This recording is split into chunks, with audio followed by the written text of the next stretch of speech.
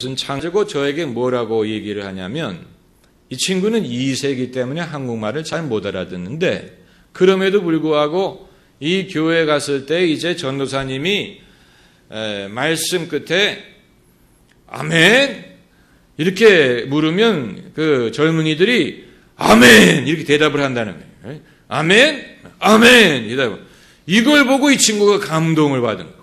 거기는 성도들이 뜨겁다는 거예요.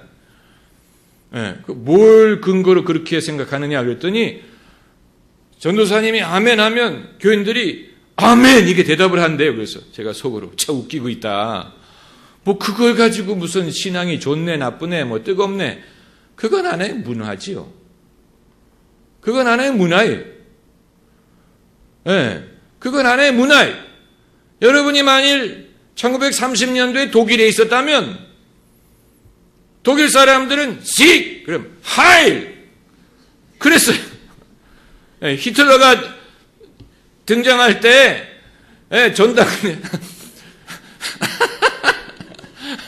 전당대회 할 때 이건 종교 집회가 아니에요.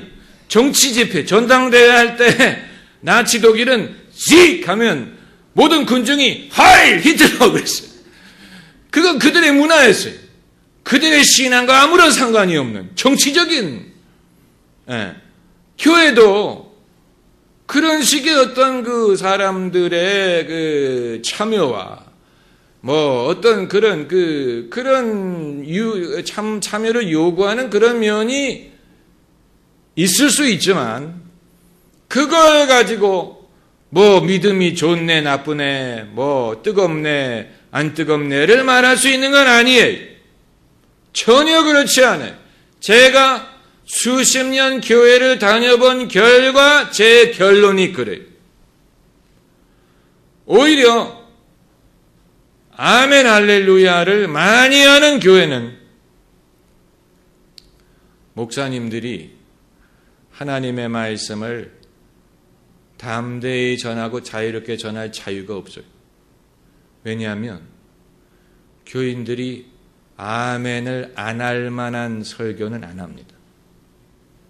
벌써 어떤 식의 문구가 사람들의 반응을 자아낼지를 목사님들이 아는 거예요. 그리고 어떤 식의 문구에 대해서 성도들이 부담을 느낄지를 아는 거예요. 그렇기 때문에 가급적이면 그게 포퓰리즘 목회 가급적이면 교인들이 좋아하고 아멘을 많이 불러낼 만한 그런 말을 하려고 그래요. 그래서 그런 교회에 가가지고 예컨대 여러분 고난은 우리에게 유익입니다. 이런 말을 하면요. 쥐 죽은 듯이 조용. 사람들이 여러분 표정이 되는 거예요. 쥐 죽은 듯이 조용. 그러다가 여러분 축복받으시기 바랍니다 하면 아멘 이래요. 그러니 목회자가 할 수 있는 말이 제한이 되어 있는 거예요. 교인들이 좋아할 말을 할 수밖에 없는 교인들이 어떤 말에 반응하는지를 아는 거예요. 그래서 성도들이 아멘을 크게 하는 것으로 과연 하나님의 말씀이 바르게 증거됐는지를 우리는 알 수가 없습니다. 제가 인터넷에서 본 것인데 이 유명한 성경 공부에 대한 유명한 책을 쓴 분이 여러분이 아마 그 책을 갖고 있을 거예요. 성경 공부에 대한 유명한 책을 쓴 분이 이제 성경 공부 설교를 하는 장면을 올렸어요. 인터넷에. 그런데 그분이 성경을 이상하게 해석을 해서 선악과가 좋은 것이고 선악과가 이 하나님과 인간을 연결하는 아주 중요한 것이다. 뭐 이런 식의 이제 가르침을 펴는 거예요. 선악과가 하나님과 인간의 관계의 열쇠다. 뭐 이런 식의 가르침을 가르쳐요. 그래가지고 그분이 그런 얘기를 하는 중에 여러분이 선악과 위주의 그런 신앙을 가지시기 바랍니다. 그랬더니 교인들이 아멘! 하는 거예요. 여러분 그건 아멘이 아니고 노멘 해야 돼요. 그러니까 그 성도들이 어떻게 뭘 배웠길래 비성서적인 가르침에 그런 식으로 아멘으로 화답을 하는지 저는 도대체 이해를 할 수가 없는. 도대체 사람들이 뭘 근거로 이런 식으로 아멘, 분명히 비성서적인 아주 이상한 가르침인데도 불구하고 그것을 교인들이 좋아하고 아멘으로 회답하는 걸 보니까 이제는 아멘 할렐루야를 써먹을 때가 지나갔구나. 이런 생각을 하게 되네. 이제는 하도 한국 교회가 아멘 할렐루야를 과다하게 사용을 했기 때문에 오히려 이제는 이상한 방법으로 그것이 오용이 되고 이제는 더 이상 의미를 상실한 것이 되지 않았을까 이렇게까지 생각이 되는, 무슨 말인지 아시겠습니까? 의미를 상실한 그런 신앙의 표현이 돼가고 있습니다. 아멘 할렐루야가. 그렇기 때문에 제가 그런 걸 다 알고 또 보기 때문에 여러분에게 그걸 강요하지 않는. 그게 하나의, 만약 목회자가 성도들이 아멘을 많이 해야만 어떤 힘을 얻어가지고 설교를 할 수 있다면 그 사람은 성령을 의지하지 않는 사람이에요. 그렇지 않습니까? 자기 안에 계신 성령을 의지하지 않고 뭔가 사람들의 심리적인 응원을 필요로 한다는 얘기라면 그건 성령을 쫓아 설교하는 게 아니에요. 사람들이 뭐 반응이 있든 없든 아멘을 하든 하지 않아든 거기에 좌우되지 않고 하나님이 주신 말씀을 쫓아가야지. 그게 아니고 사람들이 응원을 하면 신이 나가지고 하고 응원을 하지 않으면 못한다면 그건 그 사람은 성령을 쫓는 게 아닙니다. 무슨 말인지 아시겠지? 그런 식으로 목회자가 자기 자신을 어느 정도는 훈련을 해야 됩니다. 그 어떤 사람들의 반응에 좌우되지 않는 오로지 성령만을 의지하는 믿음으로 이 말씀을 전하는 훈련을 해야지. 그렇지 않고 교인들의 어떤 반응에 좌우된다면 그건 믿음이라고 할 수가 없지요. 믿음이라고 할 수가 없습니다. 제가 미국에 있을 때 어떤 그 미국 부흥사의 설교 중에 들은 얘기입니다. 제가 과거에 좀 했을 예화인데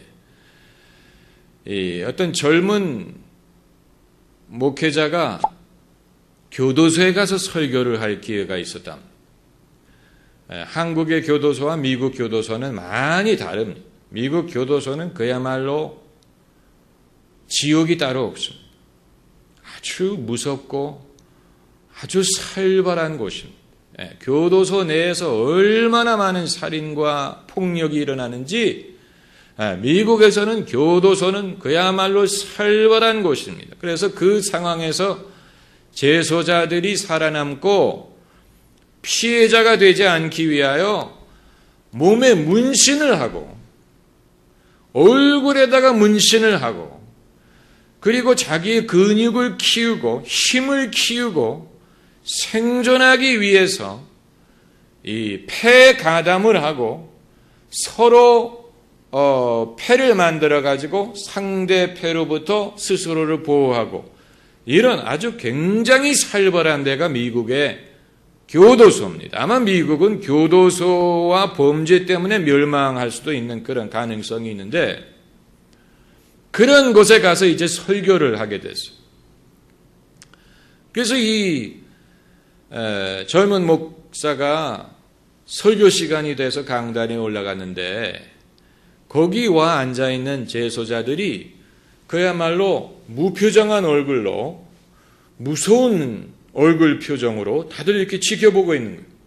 네가 무슨 말을 하든지 우리는 안 믿는다 이런 표정으로 해봐라 우리가 듣나 뭐 이런 표정으로 다 이렇게 지켜보고 있는 거예요. 그래서 이제 이 목사가 겁이 나고 도대체 내가 어떻게 이런 상황에서 이들에게 하나님의 말씀을 전할 수 있을까 정말로 기도하는 거예요. 강단에 올라가기 전부터 기도하면서 하나님 도와달라고 그랬는데 자기 설교 시간이 돼서 이제 올라가는데 하나님이 영감을 주시기를 이 Like the Sparrow라는 곡을 먼저 부르라고 하시더래요. 여러분 그 노래 들어보셨을 것입니다. 참새 한 마리도 땅에 떨어지지 않는, 하나님의 허락이 없이는 참새 한 마리도 땅에 떨어지지 않는데 하물며 너희를 돌보지 아니하겠느냐, 이런 이제 찬송가를, 그래서 이 목사님이 자기가 스스로 피아노를 치면서 그 찬송가를 불렀어요. 그리고 일어나서 설교를 했어요. 그리고 설교 끝에 오늘 이 말씀을 듣고 예수님 영접할 사람은 일어나라 그랬어요. 그랬는데 예배 시작하기 전까지만 해도 이렇게 우락부락한 얼굴로 이렇게 앉아있던 사람들이 다 일어나더래. 그 중에는 눈물을 뚝뚝 흘리는 남자들이 있더래. 그래서 너무 이상해가지고 도대체 어떻게 된 영문이냐, 예수 믿을 사람이 일어나라, 잘못 이해한 줄로 생각한 거예요. 안 믿을 사람이 일어나라 하는 거죠. 믿을 사람이 일어나라, 다 일어나더래. 그래서 거기 있는 간수에게 이게 도대체 어떻게 된 영문이냐고 물어봤더니 목사님이 참새 한 마리도 하나님의 허락이 없이는 땅에 떨어지지 않습니다라는 찬송가를 부를 때 창문 사이로 참새 한 마리가 날아 들어와가지고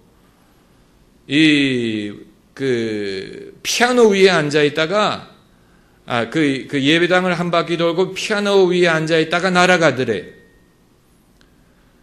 그래가지고 그 우락부락하고 그 무섭게 생긴 이 제소자들이 거기에서 이제 하나님의 임재를 경험한, 이게 하나님이 정말로 계시는구나, 저 찬송가를 통해서 우리에게 말씀하시는구나. 그래가지고 그 완악한 마음을 갖고 있던 사람들이 눈물을 뚝뚝 흘리면서 예수 믿겠다고 일어난 것이죠. 이게 실화라고 저는 생각해요. 실화였을 거다. 제가 직접 보지 않았으니까 알 수 없지만, 제가 그 얘기를 말씀드리는 이유는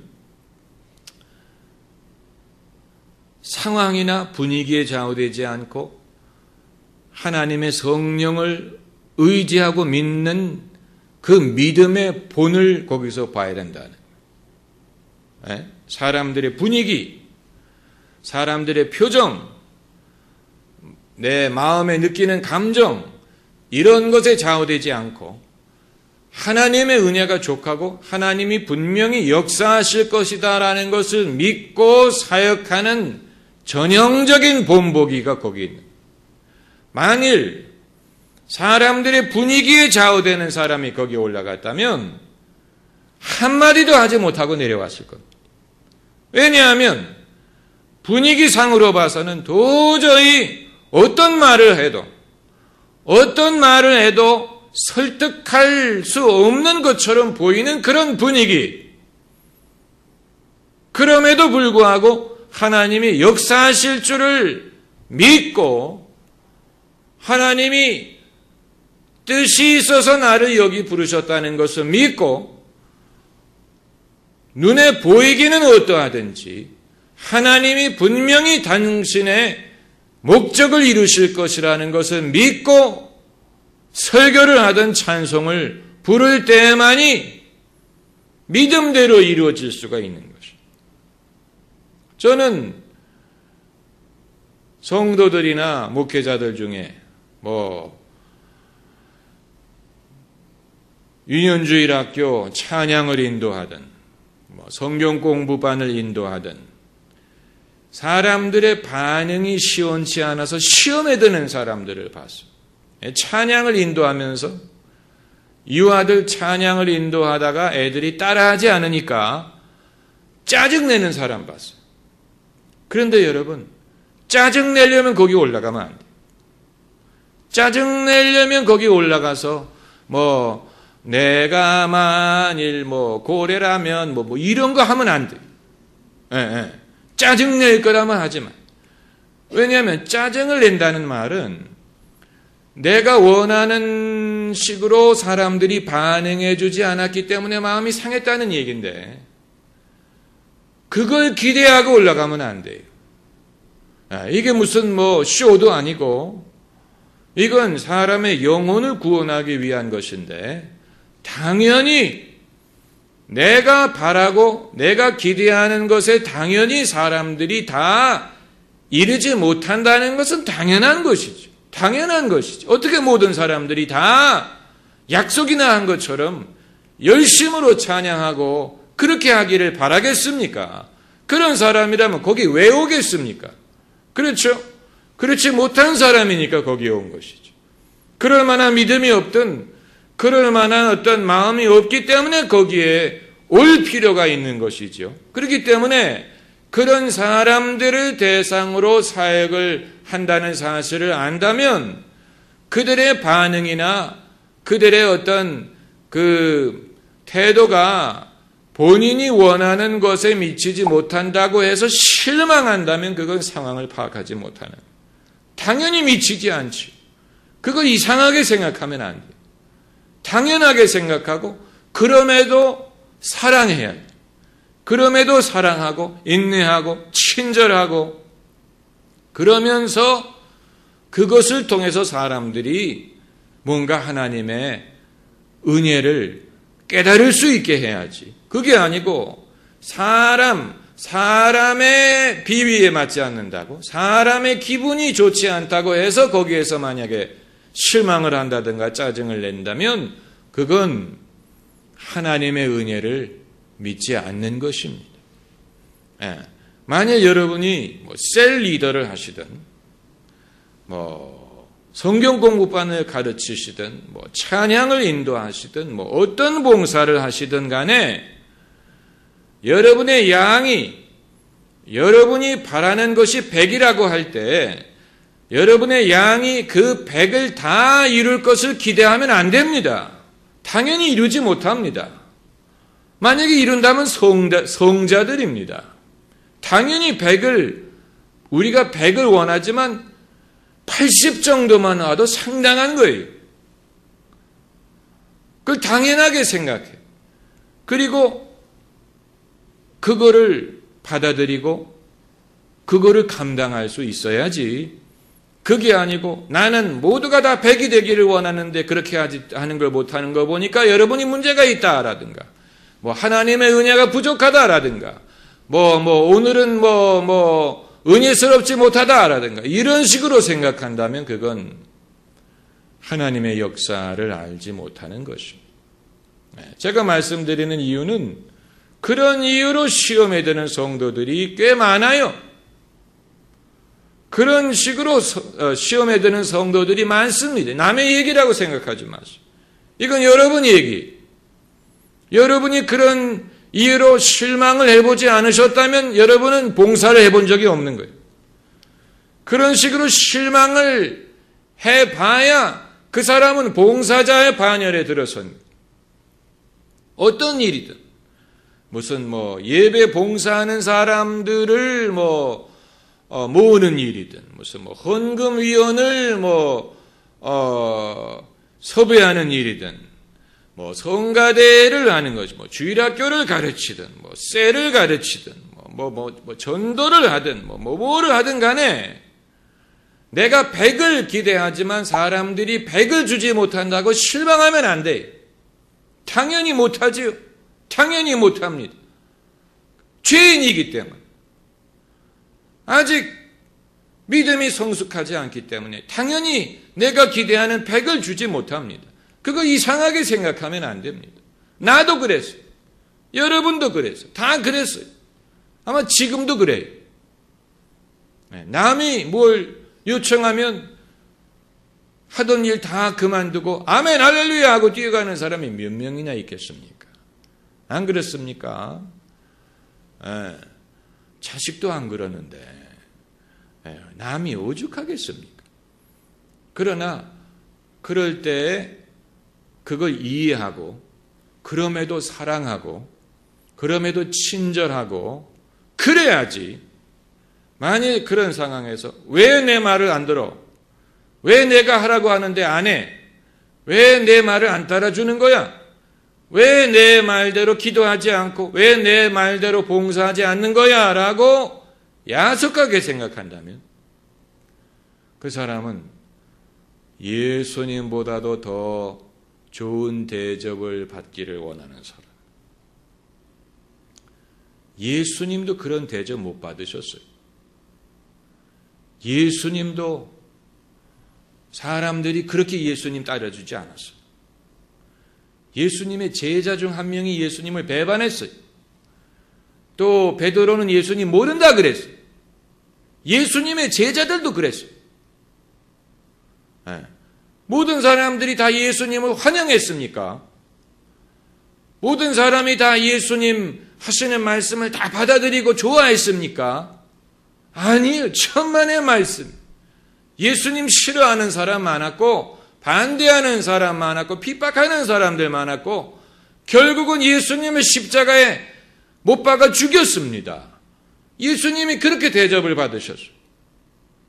그렇기 때문에 우리가 오늘날 예수님의 제자라고 스스로 믿는다면 사람들이 내가 부탁하는 것, 내가 가르치는 것, 권하는 것을 100% 따라주지 않는다고 노여워한다든가 또 실망한다든가 원망한다면 그건 예수님보다도 더 나은 대접을 받으려고 하는 것과 마찬가지. 그렇지 않습니까? 당연하지. 당연합니다. 그러나 정작 우리에게 그런 일이 임하면 많은 사람들이 그거 잊어버리고 이 상처를 받는다든가 시험에 들어요. 그래서 교인들이 헌신을 하지 않고 교인들이 믿음이 부족하고 교인들이 협조를 하지 않고 교인들이 이런 식으로 그들에 대한 어떤 그 평가를 내리고 신앙에 대한 평가를 내리려고 하고 그러려고 하는데 평가는 하나님이 내리시고 우리의 책임은 그럼에도 그들을 사랑하고 섬기는 것뿐입니다. 할렐루야. 네, 그게 섬김이에요. 만약에 그 이상을 우리가 요구한다면 그건 섬김을 받으려고 하는, 섬기는 게 아니고 섬김을 받으려고 하는. 그래서 사람들이 나를 따라주고 내 말을 들어주고 또 나의 하는 말을 좋아하고 일사불란하게 따라오고 그래야 된다라고 생각한다면 섬기려고 하는 게 아니고 섬김을 받으려고 하는. 여러분 진짜로 섬기는 일은 힘듭니다. 섬기는 일은 그렇기 때문에 사람들이 안 하려고 하는 거예요. 섬기는 일은 어려워요. 그리고 섬긴 다음에 사람들이 고마워하면 그나마 괜찮은데 고마워하지 않는 사람들이 있어요. 고마움을 표시하지 않는다는 얘기겠죠. 고맙다는 말하지 않는 사람들 많아요. 나는 열심히 그야말로 정성스럽게 정말 섬겼는데 그럼 사람들이 당연히 고맙습니다. 집사님 고맙습니다. 정말로 수고 많이 하셨습니다. 천국 가실 거예요. 이래야 되는데 아무런 내색을 안 하고 당연한 것처럼 하고 돌아가는 사람들이 있어요. 그럴 때에도 시험 받으면 안 돼. 그러려니 해야 돼요. 왜냐하면 예수님에게도 사람들이 그럴 거예요. 10명의 문둥병자 중에 몇 명이 돌아왔어요? 잘 몰라요? 한 명이 돌아오고 그럼 몇 명이 갔다는 얘기입니까? 9명이 그냥 갔어요. 깨끗함을 받았는데 그냥 갔어요. 그래서 예수님도 얼마나 참 어이가 없으시면 너희 10명이 다 깨끗함을 받지 아니하였느냐? 그런데 나머지 9은 어디 있느냐? 예수님도 그렇게 말씀하셨어요. 예수님도 얼마나 어이가 없으시면 예수님도 얼마나 어이가 없으시면 나머지 9은 어디 있느냐라고 이 사마리아 사람 이외에는 나에게 와서 그 살해한 사람이 없느냐. 돌아온 사람은 그나마 또 사마리아 사람이었어요. 예수님이 얼마나 참 어이가 없으시면 그런 말씀을 하셨겠습니까마는 예수님에게도 그렇게 했다면 우리에게는 100명 중에 1명이 돌아와도 그건 감지덕지라고 생각을 해야 돼요. 네, 100명 중에 1명이 와서 집사님 그런데요 참 수고하셨어요. 이런 말을 100명 중에 1명이라도 해도 나는 복이 많다